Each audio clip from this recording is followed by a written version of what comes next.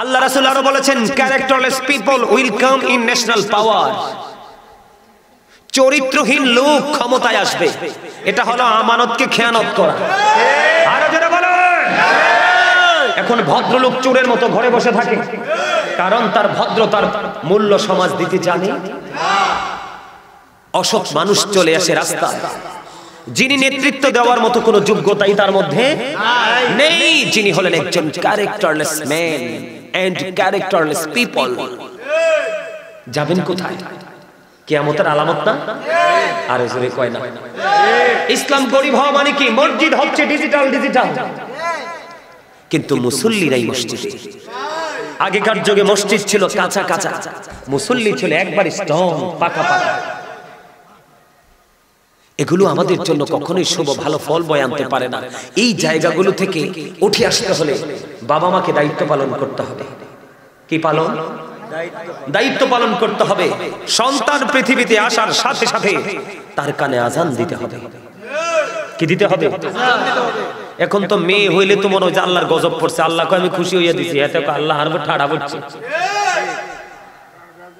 বেজার হয় না? কথা কর না কেন? বন্ধুরে আমার, মা খাতুনে জান্নাত ফাতেমা যাহরা রাদিয়াল্লাহু তাআলা আনহা, ওনার সন্তান যখন পৃথিবীর বুকে কদম মোবারক বাড়িয়ে দিলেন, যারা হবে ও বন্ধু, যারা হবে জান্নাতি যুবকদের সরদার।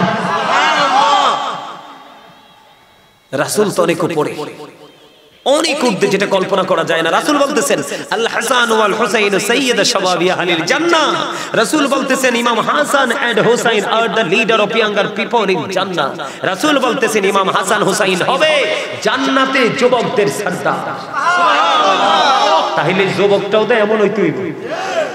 যুবক কিন্তু তেরেং বেরেং যুবক হইলে হইতো না। যুবকও কিন্তু সেই প্রেমিক হতে হবে।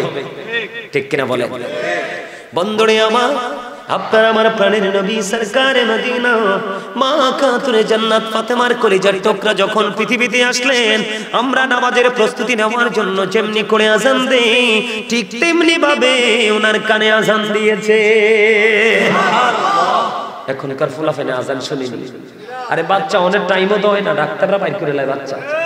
কথা কন না কেন? মার পিছনে লাগে 2 জন, বাচ্চার পিছনে লাগে 6 জন। কথা ঠিক না? আপনি আজান দিবেন কোথা থেকে? মার বাচ্চা নিয়ে তো টেনশন করতে করতে জীবন বাড়িয়ে যাইতেছে। আপনি প্রথমত আজান দিলেন না, বুঝে নেবেন, কিন্তু কি করলেন না? আজান দিলেন না। আপনি সর্বপ্রথম বাচ্চা আসার পরে রাসূলের আদর্শ কি করলেন? অন রাসূল কি খুশি হইব না? বেজার হইব নি? রাসূল যদি বেজার হয়, আল্লাহ রাব্বুল আলামিন কি খুশি হবে? কথা কন না কেন? রাসূল খুশি হইলেই আল্লাহ খুশি, রাসূল কষ্ট পাইলেই আল্লাহ কষ্ট পায়। বন্ধু আমি বলিনি, আল্লাহ বলতেছেন পবিত্র কালামে হাকিমের মধ্যে এসেছে। তুমি মনে হয় হাফেজ সাহেব, এসানি মাশাআল্লাহ। আল্লাহ বলতেছেন ইন্নাল্লাযীনা ইউযুনাল্লাহা ওয়া রাসূলাহু লা'নাহুমুল্লাহু ফিদ দুনিয়া ওয়াল আখিরাহ ওয়া আ'আদ্দা লাহুম আযাবাম মুহিনা। আল্লাহ এবং রাসূলকে যারা কষ্ট দেয়, কি করে? কথা কয় না। আল্লাহ এবং রাসূলকে যারা কষ্ট দেয়, আল্লাহ রাব্বুল আলামিন দুনিয়া আখিরাতে তাদেরকে কি করেছেন? লানত দিয়েছেন, অভিশপ্ত করেছেন, এবং বন্ধু তাদের জন্য ভয়ঙ্কর সাজা বরাদ্দ করে রেখেছে। তাহলে আপনি কিন্তু নাথিং মনে করলেন, উড়িয়ে দিলেন। বাচ্চা হওয়ার পরে আপনি আজান দিলেন না, রাসূলের সুন্নাত মানতে পারেননি। কারণ বন্ধু আল্লাহকে আমরা কেউ দেখিনি, আল্লাহর বিধান মানছি। এই বিধানগুলো এনে দিয়েছেন আল্লাহ রাসূল, আর বাংলাদেশের মানুষ পেয়েছে আল্লাহর ওলিদের হাত থেকে। কথা কয় না কেন? মানতে হবে। আপনি বাবার সন্তান, এটা মানলে চলবে নাকি আপনার বাবা যে দাদার গর্তে আইছে এটাও মানতে হবে? দাদাই যে বাবার বড় বাবার থেকে এসেছে সেটাও মানতে হবে? কথা কয় না। আপনি সিরিয়াল মানতে হবে না, আব্বা নাইলে আমি আইতাম না, ঠিক কিনা বলেন? দাদা না এলে আব্বাই তো না, বড় বাবা না আসলে তার বাবা না আসলে বড় বাবা আসতো না। ঠিক সিস্টেমটা এরকম। আল্লাহ রাসূলের পর থেকে সাহাবায়ে কেরাম থেকে ধীরে ধীরে বাংলাদেশ পর্যন্ত ইসলাম আসলো আল্লাহর ওলির মাধ্যমে। যেমন হলেন শাহজালাল মুজাররদি আমনি, যায় নামাজ বিছাইয়া সুরমা নদী পার হয়ে গেছে, আর আপনি আমি জাহাজ দিয়েও পার হইতে পারি না। তাদের মর্যাদা আমাদের মর্যাদা আকাশ পাতাল পার্থক্য হয়ে গেল না? কেন পার্থক্য হলো? তারা আল্লাহ রাসূলের আইন মেনেছে, আমরা মানিনি। কথা কন না। আমরা ঈদের দিন নামাজ পড়বো, সুন্দর জামা পরবো, কুরবানিতে গোশত খাবো, এই মার্কা মুসলমান। হাইয়া আলাস সালাহ বললে যে মসজিদে যেতে হবে, এটা মানতে রাজি? এই যে রোজা আইতেছে, কত গন্ডার যে গ্যাস্ট্রিক বারবার। আরেকজনে বলবো হুজুর আমার তো শুধু গ্যাস্ট্রিক না, এটার লগে আলসারও আইছে। এরকম হয় না আমাদের মাঝে? এটা তুমি বন্ধু কাউকে ধোঁকা দিলা না, নিজেকে নিজে ধোঁকা দিলাম। আমার দিকে তাকান, ছোট্ট করে বলছি, সমাজকে বাঁচাতে হবে, দেশকে বাঁচাতে হবে, ইসলামকে বাঁচাতে হবে। বাঁচতে হলে আপনাকে মূলের দিকে ধাবিত হতে হবে। 7 দিন যখন হলো, আপনি বাচ্চার নাম রাখবেন, মাথার চুলগুলো ফেলে দিবেন। পুত্র সন্তান হলে 1 বছরের 2টো ছাগল দিয়ে বন্ধু আকিকা দিয়ে দিবেন। কন্যা সন্তান হলে 1টা ছাগল দিয়ে আকিকা দিয়ে দিবেন। এটা আপনার 7 দিনের দিনই কাজ। এখন দেখবেন আল্লাহ রাসূল কয় 7 দিনের দিন চুলগুলো ফেলে দাও। এখনকার ডাক্তার বলছে 6 মাস ফালানো যাবে না। রাসূলেরটা মানে না, ডাক্তারেরটা মানে। আল্লাহ রাসূল বলছে আকিকা দিয়ে দাও, আকিকার খবরও নাই। আছেন আমাদের মধ্যে? আমি আপনাদেরকে মনে করিয়ে দিচ্ছি, নাকি আমি ওয়াজের শিডিউল চেঞ্জ করে ফেলবো? না, এগুলো একটু একটু, কারণ বাংলাদেশের অবস্থাটা ভালো দেখছি না।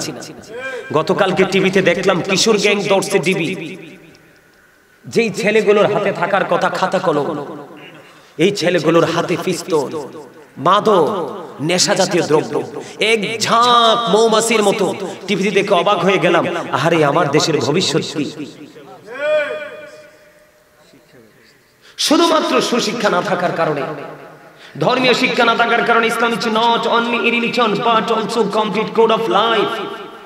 পরিপূর্ণ এবং পূর্ণাঙ্গ জীবন ব্যবস্থা ইসলামের মধ্যে রয়েছে। এখন সেই ইসলামের নির্যাসকে আপনার আমার প্রাণের নবী কে? নবী না? নবী ছাড়া কিছু পাওয়ার সম্ভাবনা আছে? কিছু পাইছি? আমেরিকার গবেষক কি বক্তব্য দিচ্ছে দেখেন না। আমেরিকার গবেষক মাইকেল এইচ হার্ট তিনি 100 জন প্রভাবশালীর তালিকা করলেন। তিনি বললেন the 100 A ranking of the most influential person in the history. 100 জন প্রভাবশালীর তালিকা করে তিনি ইনফ্লুয়েন্সিয়াল দ্বারা আপনার আমার প্রাণের নবীকে শ্রেষ্ঠ সেরা হিসেবে আখ্যায়িত করলেন। ডক্টর আহমদ পিয়ারা বাগদাদি, যিনি বোস্টন ইউনিভার্সিটির ইংলিশ লেকচারার ছিলেন, তিনি বলেছেন of all the great religious personalities of all prophet Muhammad রাসূলুল্লাহ সাল্লাল্লাহু আলাইহি সাল্লাম ওয়াজ দ্য মোস্ট সাকসেসফুল। এক পৃথিবীর মুখে যতগুলো নবী রাসূল এসেছে, এর মধ্যে প্রত্যেকটা জায়গায় সফল আপনার আমার প্রাণের নবী। এখন সেই নবীর উম্মত হয়ে আমরা ব্যর্থ, এর চেয়ে বড় লজ্জা কি কিছু আছে? কথা বলেন না বন্ধুরে আমার। আপনি নামটাও রাখলেন না, চুলটাও ফালালেন না, আকিকাও দিলেন না, 7 দিনের 3টাই আপনি বোল্ড আউট করে দিলেন। 2 বছর পর্যন্ত মা তার সন্তানকে স্তনের দুধ খাওয়াবে। এখনকার অসংখ্য বাচ্চা মায়ের দুধের স্বাদ কেমন জানে না। কথা কন না কেন? এগুলো কি মা বাবার দোষ না? আরো জোরে বলেন না। এই সন্তান হলো কাদামাটির মতো। আমাদের দেশের অনেক পরিস্থিতিটা কেমন হয়েছে জানেন না? কইতাম না একটা গল্প মনে হয়েছে আর কি। কইতাম, যেমন ধরেন আমাদের দেশে বৃক্ষ মেলা তো হয়। বৃক্ষ মেলায় গেছে এক লোক গাছ কিনতে। তো চারা কিনতে গেছে, মিষ্টি মিষ্টি ফল কিনবে। তো মিষ্টি ফল কিনতে বাজারে যায় দেখে এত সুন্দর এক তেঁতুলের চারা। সে তেঁতুলের চারা দেখে মিষ্টি ফলের কথা ভুলেই গেছে। তেঁতুলের চারা কিনে নিয়ে আসলো। তেঁতুলের চারা কিনে নিয়ে এসে এবার কি করলেন? লাগাই দিলেন উর্বর মাটিতে। খুব দ্রুত তেঁতুল গাছ বড় হয়ে গেল। তেঁতুল ধরলো। পাকার পরে তেঁতুল কামড় দিয়ে দেখে এমন সুক্কার সুক্কা, চুল সব খারাই গেছে। হেতে তেঁতুল গাছের নিচে বই বই কি কয়, আল্লাহ আমি তো মনে করছিলাম ল্যাংরাম ধরব। আল্লাহ কয় গর্দবে কয় কি? তুমি তো বলতো শুরুতেই করছো কি? তুমি গেছলা কি? তুমি গেছো মিষ্টি ফল সুইট ফল কেনার জন্য। এখন তুমি তেঁতুলের চারার প্রেমে পড়ে জাতকুল দেখছো না, তুমি তেঁতুলের চারা কিনে নিছো না, সুক্কা তেঁতুল ধরছো অনক ল্যাংরাম ধর। হ্যাঁ, আমার রাসূল পাঠাইয়া তোমার জন্য সব বিধান সেটিং করে দিলাম, ওইগুলো ভালো লাগছে না, হুজুর ওয়াজ করছে ওইটা ভালো লাগছে না, অন ফোলা যখন তোমার লগে গার ফাঁক দে আল্লাহরে ডাক দাও। হ্যাঁ, আমি না সিস্টেম দেখাই দিছি, কি করেছি আমি তো তোমাকে ট্রেনিং দেওয়ার যে ট্রায়াল দেওয়ার যে ট্রেনিং যে ট্রায়াল দেওয়ার যে সিস্টেমটা সেটা তো আমি তোমাকে দেখিয়ে দিলাম, কিন্তু তুমি তো সেই প্রেমে পড়োনি, তুমি পড়েছো উল্টো প্রেমে। কোন প্রেমে? কথা বলেন না, কোন প্রেমে? আরে সাইলেন্ট করছি না মোবাইল, মনেও নাই। উল্টো প্রেমে না? তো এখন আপনারা বলেন আমাদের দশাটা হইছে ওই রকম। আমরা স্বপ্ন দেখি বড় হলো, ছেলেটা মানুষ হলো না, কিন্তু ছেলেটা তো একদিনে মানুষ হবে না। ছেলেটাকে আপনি সমান তালে তিনটা জিনিস উপহার দিতে হবে। কয়টা? বাচ্চাটাকে একটা হলো ফ্যামিলি, কি? আরেকটা হলো তার সমাজ, আরেকটা হলো তার যখন বেড়ে উঠবে তখন সে কার সাথে মেলামেশা করছে, চলাফেরা করছে, তার ফ্রেন্ড সার্কেলটা কেমন, ওই সমস্ত জায়গাগুলো আপনাকে কি করতে হবে? নজরে। ঠিক না বলেন?